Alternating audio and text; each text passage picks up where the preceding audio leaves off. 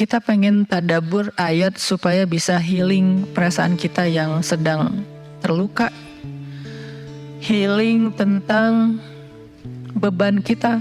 Gimana cara biar kita tuh, kalau bahasa terapis tuh, rilis beban, masalah, curhat supaya rilis gitu kan, rilis curhat. Oke, itu salah satu metode. Terus apa metode lain untuk kita rilis atau kita bisa healing dengan ayat-ayat Al-Quran? Tadabbur.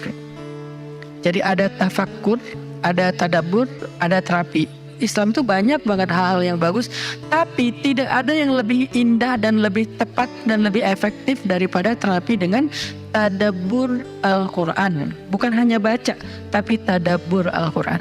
Menghayati, memahami pesan-pesan Allah di dalam Al-Quran. Makanya ketika Nabi punya masalah, obatnya Al-Quran. Itulah kenapa di dalam Al-Quran Allah menyebutnya wasyifa'un lima fis sudur. Dia itu obat, penyembuh, bahkan bukan obat. Kalau obat itu dawa, kalau syifa penyembuh. Dawa belum tentu sembuh, bisa sembuh bisa enggak. Tapi kalau syifa ya udah pasti sembuh. Maka Allah menyebutkan Al-Quran itu sebagai bukan dawa, tapi disebutkan sebagai syifa'un lima fis sudur, obat hati, obat jiwa, obat mental. Walaupun banyak ulama menganggap bahwa dia juga bisa menjadi obat fisik, dan saya percaya itu. Tetapi yang lebih dahsyat lagi adalah dia memang obat mental. Pertanyaannya, bagaimana menjadikan Al-Quran sebagai syifa, healing? Ayat-ayatnya gimana cara kita mentadabburinya? Semua ayat sama, cuman yang membedakan satu dengan yang lain fadilahnya. Tapi semua sama-sama istimewa. Jadi nggak boleh ada satupun ayat yang kita anggap nggak penting. Alif Lam Mim, apa pentingnya ya? Nun, Qaf, Shad, satu huruf doang. Enggak, biasa aja. Sehingga kita ngerasa membaca ayat itu nggak terlalu istimewa. Sama, satu huruf pun itu istimewa di Al-Quran. Kan kata Nabi satu huruf seperti 10 kebaikan. Jadi kalau kita baca Nun, udah aja, alhamdulillah udah ngaji. 10 kebaikan loh itu. Tapi kalau udah tahu 10 kebaikan, ngapain satu huruf? Udah aja wal qalami wa ma yasturun, lanjut dong. Udah tahu tuh 10 kebaikan cuma satu huruf, sayang banget ya, karena ada waktu. Dan ketika membacanya jangan target saya harus cari waktu yang tepat nih buat baca Quran biar khatam 1 juz. Jangan cari waktu yang tepat, susah. Lama-lama sampai malam akhirnya nggak kebaca. Asal ada waktu baca aja dulu, dapat setengah halaman, dapat 2 baris, dapat 1 baris, pokoknya baca aja dulu. Jadi tadabbur, cara untuk bisa menjadikan Al-Quran sebagai syifa, tadabbur. Bagaimana dulu Nabi, sahabat, orang-orang solih mentadabburi Al-Quran? Yang pertama adalah mereka membaca Al-Quran secara tematik, supaya kita dapat sesuai dengan problem kita, masalah kita, hajat kita. Tematik. Lagi ada masalah apa kita? Karena ayat Al-Quran turun kepada Nabi pun secara tematik, secara kontekstual. Apa yang dialami Nabi, itulah ayatnya. Al-Quran tidak turun sekaligus kepada Nabi, turun sekaligusnya itu di Lauhul Mahfuz. Lalu sampai kepada Nabi berangsur-angsur selama 23 tahun. Kenapa berangsur-angsur Ustaz? Dan kenapa nggak urut? Turunnya yang pertama adalah Al-Fatihah dan Al-Alaq. Kenapa sekarang Al-Fatihah lalu Al-Baqarah?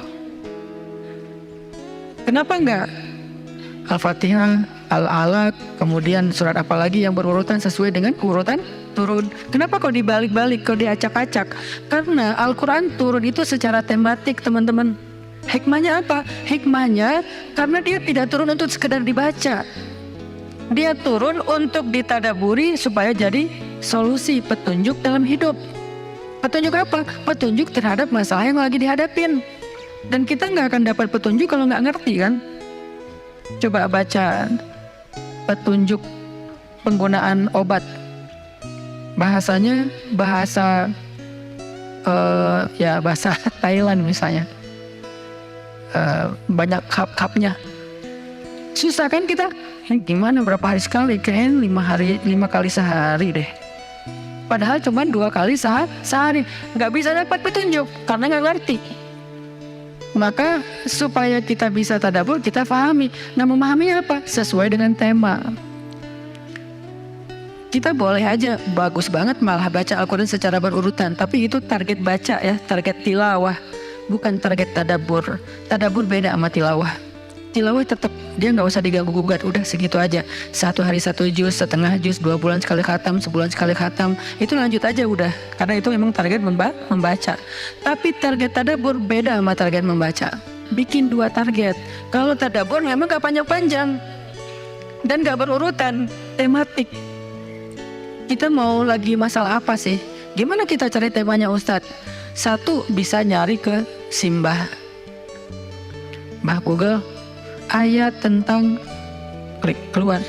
Buat kita yang mungkin kita sama nih dengan saya, masih sama-sama belajar, paling gampang tadi nanya aja ke Google, pakai aja indeks.